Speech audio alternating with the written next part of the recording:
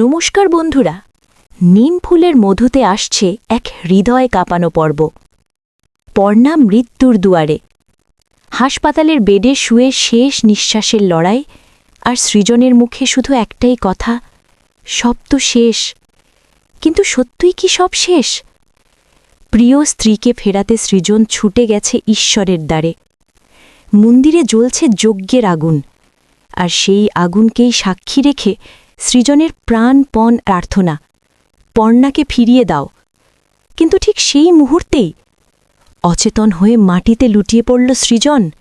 তাহলে কি পর্ণা বাঁচবে, নাকি সৃজনই পড়ল আরও বড় বিপদে?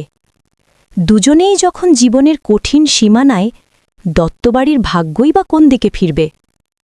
জানতে হলে দেখতেই হবে নিম ফুলের মধুর মহাপর্ব, শুধু জি5 অ্যাপে এবং আপনার টিভির পর্দায়। মিস করবেন না।